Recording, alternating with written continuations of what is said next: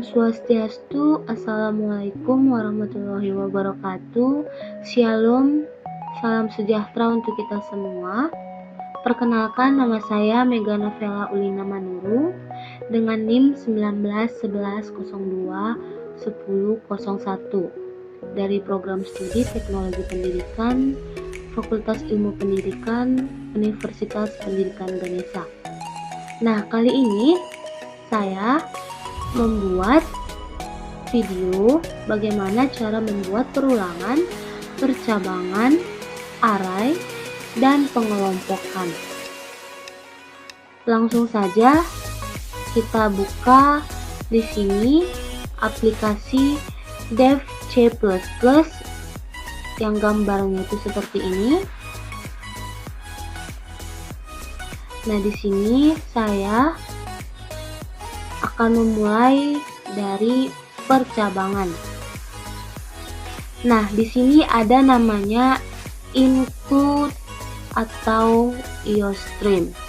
Nah, include atau iostream ini ialah library yang dimana fungsinya sebagai standar untuk menginput data yang dioperasikan di aplikasi C++. Nah, jadi include atau iostream ini fungsinya itu untuk menginput data dan nantinya akan dioperasikan di aplikasi C++.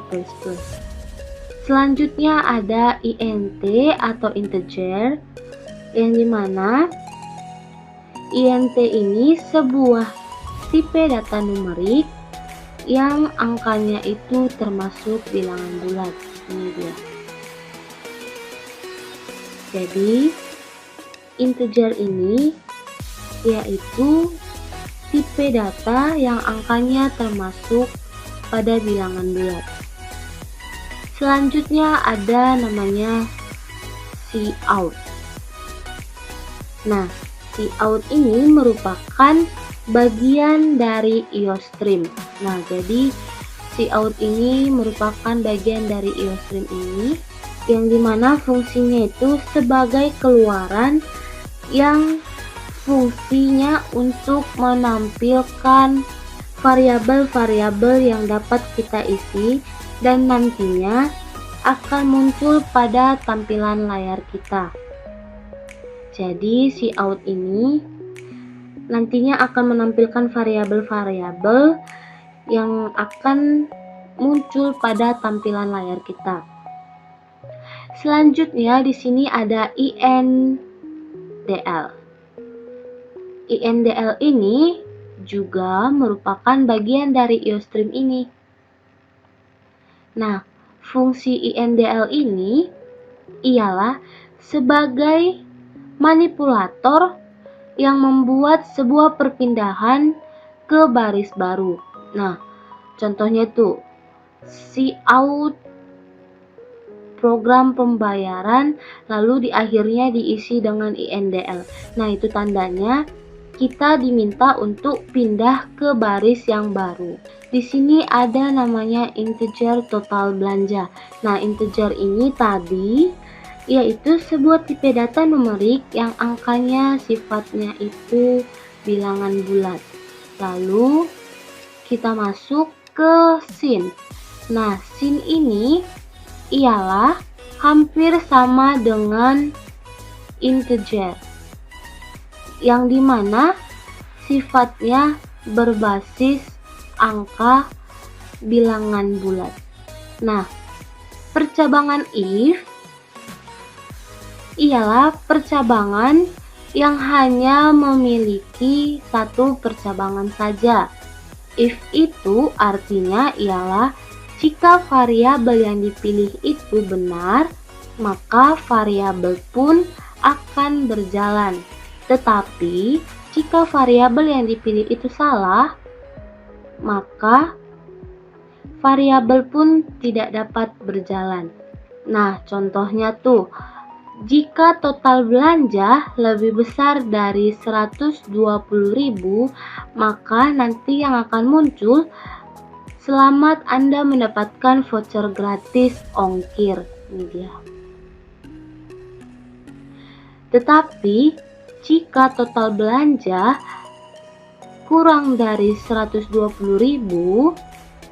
maka nanti yang keluar terima kasih sudah berbelanja di sini. Jadi kalau dia if-nya itu salah, variabel yang dipilih itu salah, maka variabelnya tidak dapat berjalan atau bisa dikatakan dia berhenti. Contohnya itu bisa kita buka dari execute, lalu kita buka ke compile and run. Nah, di sini kita buat, di sini akan muncul selamat Anda mendapatkan voucher gratis ongkir. Kita akan coba lagi, kita klik F11. Kita buat kurang dari 120.000.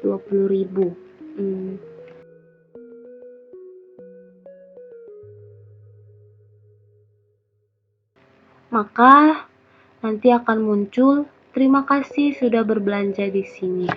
Jadi kalau dia itu kurang dari 120.000, maka tampilannya akan muncul terima kasih sudah berbelanja di sini. Tetapi kalau dia total pembayarannya lebih dari 120.000, maka nanti akan muncul selamat Anda mendapatkan voucher gratis ongkir.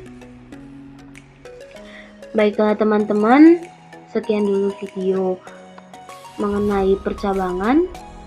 Kita akan lanjut ke video perulangan yang berikutnya. Terima kasih.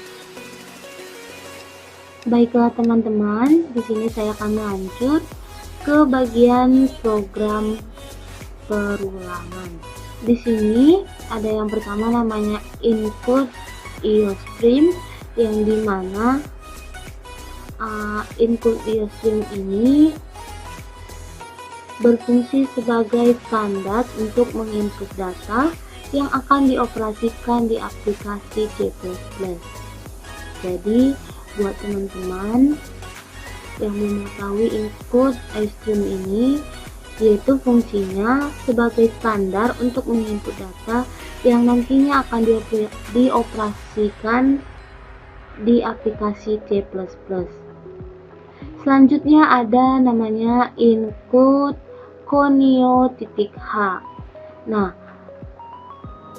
include conio ini, conio.h ini memiliki fungsi ataupun bisa dapat disebutkan file header. Nah, fungsinya itu untuk menampilkan hasil antar muka kepada si pengguna. Jadi kalau nanti ada yang nanya input conio.h itu apa, kalau gitu kan, teman-teman bisa mengatakan fungsinya untuk menampilkan hasil antar muka kepada si pengguna. Lalu di sini ada namanya include string. Nah, include string ini berfungsi untuk mewakilkan karakter yang kita pergunakan. Selanjutnya di sini ada namanya integer. Integer ini yaitu sebuah tipe data numerik yang angkanya termasuk pada bilangan bulat.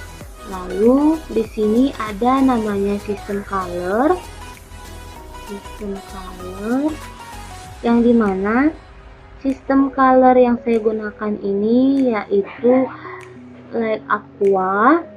Sistem color B, saya menggunakan color B yang contohnya itu dapat kita lihat. Nah, ini tampilan dari sistem color. Ada nama, tugas, pilihan, dan lain sebagainya. Lalu di sini ada namanya string percabangan. integer percabangan, ada hasil, integer nilai. Nah, contohnya tadi bagian input stringnya itu yang menampilkan karakter, itu dapat kita tengok di string percabangan, yaitu hasil, string nomor, string materi, dan string username. Selanjutnya di sini saya menggunakan code. Saya sudah mengisi code-nya, yang dimana code ini merupakan bagian dari IOStream, yang berfungsi sebagai keluaran yang fungsinya itu untuk menampilkan variabel-variabel yang dapat kita isi dan nantinya akan muncul pada tampilan layar. Nah, code ini nanti kita dapat mengisinya dan nanti juga akan muncul pada layar kita. Nah, di sini saya sudah mengisi variabelnya dengan nama, NIM, semester, mata kuliah, dan tugas tahap berapa. Langkah selanjutnya di sini ada namanya INDL. Nah, INDL ini yaitu merupakan bagian dari IOStream juga. Nah, INDL ini fungsinya ialah sebagai manipulator dalam membuat sebuah perpindahan ke baris yang baru. Nah, apabila INDL pada akhir, itu tandanya kita harus berpindah ke baris yang baru. Selanjutnya di sini ada namanya chain percabangan. Nah, pada chain percabangan ini, yaitu chain ini hampir sama dengan integer, yang dimana sifatnya berbasis angka yang nilainya bilangan bulat. Baik, kita akan masuk ke perulangan for. Di sini ada integer I dan J. Integer yang digunakan itu ialah I dan juga J, dan chain-nya itu I. Dan di sini saya menggunakan perulangan for.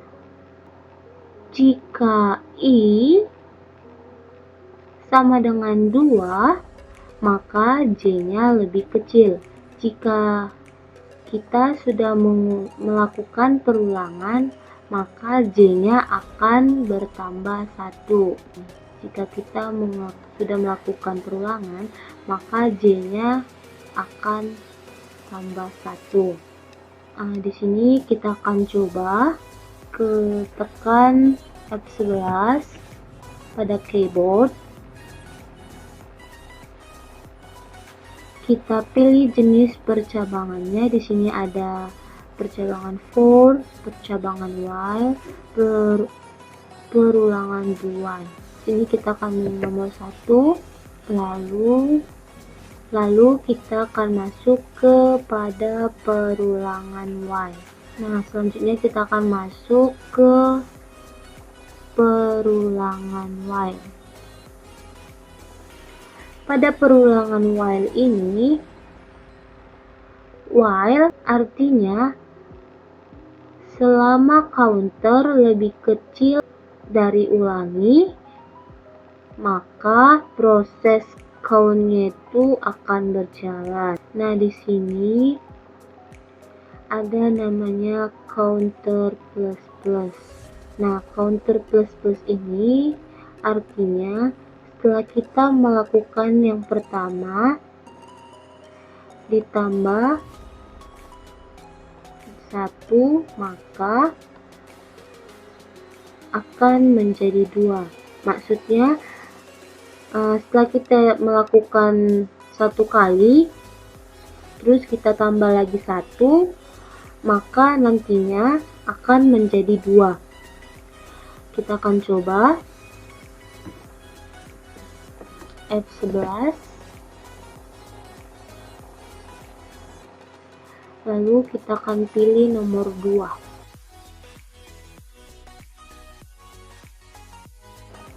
Di sini ada ditanya masukkan jumlah perulangan. Jadi kita akan ketik 2. Nah, di sini akan muncul tampilan perulangan selesai. Kamu mengulang sebanyak 2 kali. Jadi pada tampilan perulangan while nanti akan muncul apabila kamu masukkan perulangannya sebanyak 2, maka tampilannya akan muncul kamu mengulang sebanyak 2 kali. Selanjutnya kita masuk ke perulangan do while. Pada perulangan do while di sini ada namanya char, yang artinya itu ataupun yang fungsinya ialah memasukkan sebuah huruf. Masukkan sebuah huruf. Arti dari ulangi sama dengan Y. Arti dari ulangi sama dengan Y ini ialah isi dari variabel itu adalah Y. Jadi ulangi sama dengan Y itu ialah isi dari variabel ulangi Y. Nah, di sini ada namanya code, yang dimana code itu kita dapat memilih Y ataupun T. Jadi code-nya itu kita dapat memilih Y ataupun T. Jika kita memilih Y, maka nantinya akan masuk ke while. Nanti akan masuk ke sini. Nanti dia itu akan menanyakan kembali. Tetapi jika kita memilih T, dia akan tetap di situ saja ataupun dia akan berhenti. Nanti akan muncul kata perulangan selesai. Kita akan coba.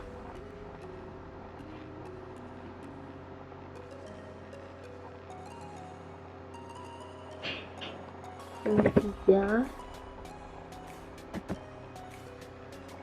Nanti ini kita pilih Y. Akan muncul, dia akan menanyakan kembali dasar perulangan 2, ulangi. Kita pincit lagi Y. Dia akan muncul lagi.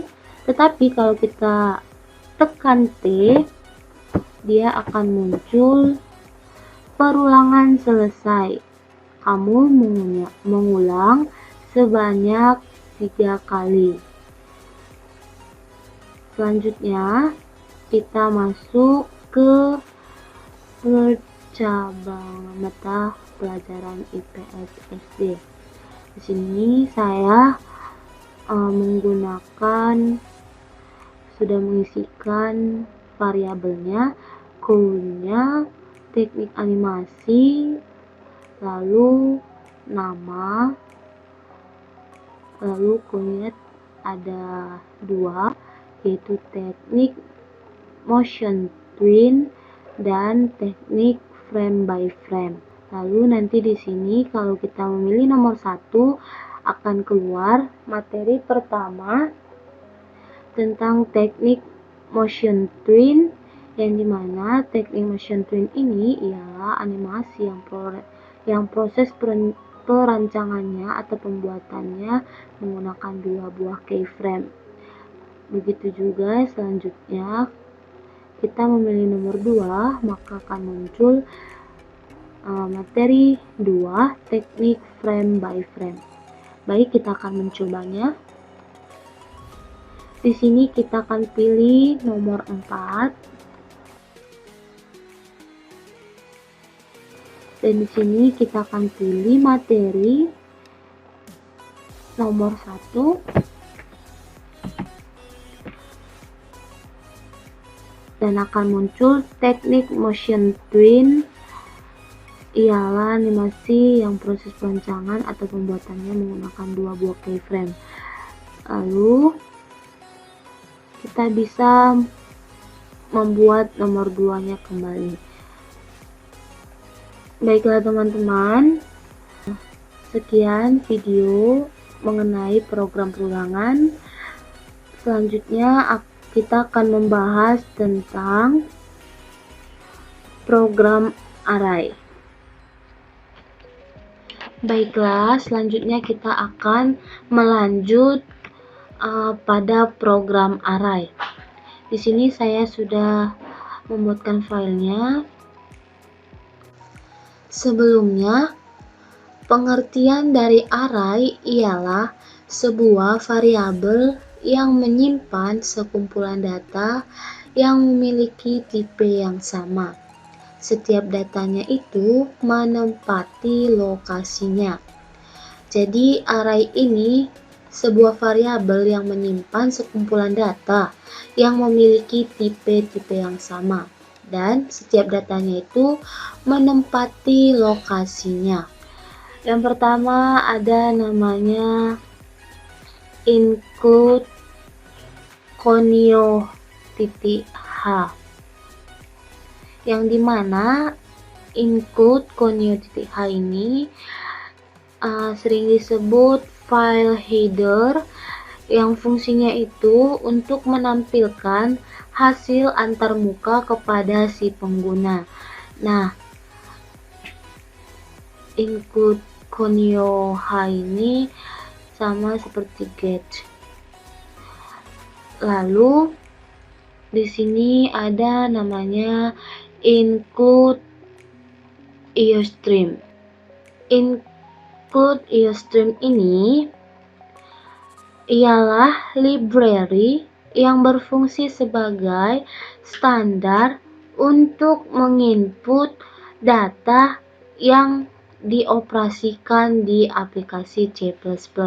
Nah, jadi ini juga teman-teman juga udah berulang-ulang kali mendengarkan saya mengucapkan include iostream, yang dimana fungsinya itu sebagai standar untuk menginput data yang akan dioperasikan di aplikasi C++. Nah, selanjutnya ada namanya integer main atau int main. Nah, integer ini yaitu sebuah tipe data yang numerik yang angkanya termasuk pada bilangan bulat.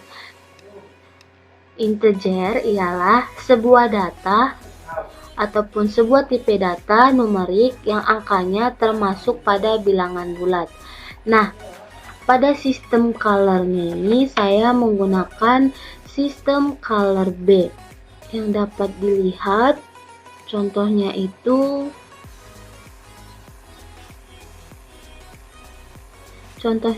akan seperti ini, warna yang ditampilkan pada sistem color. Selanjutnya di sini pada integer nilainya saya menggunakan 10, yaitu 1, 3, 8, 10, 15, 21, 24, 30, 69, dan juga 86. Nah, di sini char I ini ialah indeks ataupun nomor yang digunakan untuk mencari nomor atau variabel yang telah dibuat. Jadi gunanya integer I ini untuk mencari nomor yang telah kita buat. Di sini saya sudah buat cout-nya.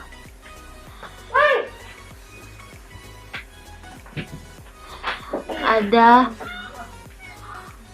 seperti biasa nama saya, name, lalu cout-nya program mengakses variabel dari array. Langkah selanjutnya itu ada namanya sin i. Sin i ini ialah nomor indeks yang akan kita gunakan dalam pencarian data. Nah, dalam pencarian itu dapat dimulai dari angka 0. Nah, contohnya itu 0 itu dia nomor 1, 1 itu dia nomor 3, 2 nomor 8, dan seterusnya. Kita akan mencobanya.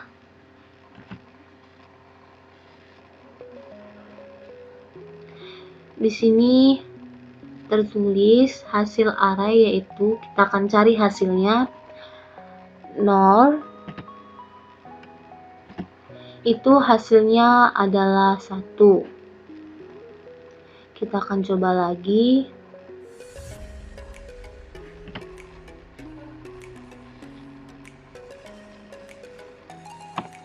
Kita akan coba nomor 5, dan hasil arraynya itu adalah 21. Baiklah teman-teman, sekian penjelasan mengenai program array, dan selanjutnya kita akan membahas tentang program pengelolaan. Baiklah teman-teman, selanjutnya kita akan membahas tentang program pengelolaan. Nah, di sini saya sudah ada filenya, yaitu yang pertama ada operasi file menulis file. Lalu di sini ada namanya include iostream. Ini include iostream, yang dimana include iostream ini ialah library yang berfungsi sebagai standar untuk menginput data yang dioperasikan di aplikasi C++. Nah, yang kedua itu ada namanya include conio.hp. Nah, include conio.hp ini atau sering disebut file header ialah fungsinya untuk menampilkan hasil antarmuka kepada si pengguna. Selanjutnya ada namanya include fstream. Nah, include fstream ini ialah sebuah tipe data input output file yang memungkinkan kita untuk melakukan kedua hal tersebut. Nah, contohnya itu seperti membuat, menulis, dan juga membaca informasi dari file. Nah, di sini ada integer atau int main yang sebagai tipe datanya. Lalu di sini ada namanya offstream my file. Nah, offstream ini yaitu sesuatu untuk menampilkan sebuah data ataupun file. Nah, sedangkan my file ini yaitu sebagai data variabelnya. Lalu di sini ada namanya myfile.open app.text. Di sini myfileopen ini fungsinya untuk membuka file kita. Lalu di sini cout-nya saya buat operasi dari file 1. Lalu ditambah dengan indl yang artinya kita diminta untuk ke baris yang baru. Lalu di sini ada if tanda seru my file dot fail. Nah, di sini if itu jika, dan tanda seru ini itu tandanya tidak. Nah, jadi if my file, jadi jika file saya tidak ditemukan ataupun gagal, maka akan terjadi sebuah proses. Nah, di sini my filenya belajar operasi file dokumen. Lalu ada my file.goes, coutnya teks telah ditulis ke dalam file. Nah, jika dia gagal ataupun filenya else ini artinya gagal, maka nanti akan ditemukan tulisan file tidak ditemukan. Tetapi jika filenya itu berhasil, maka nanti akan muncul tampilan belajar operasi file dokumen. Baiklah, di sini saya akan mencoba F11, lalu nanti akan muncul operasi dari file 1. Nah, di sini teks telah ditulis ke dalam file. Kita akan membuka file kita.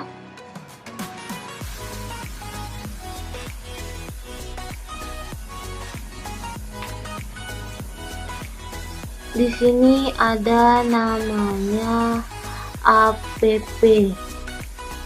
Kita klik kanan,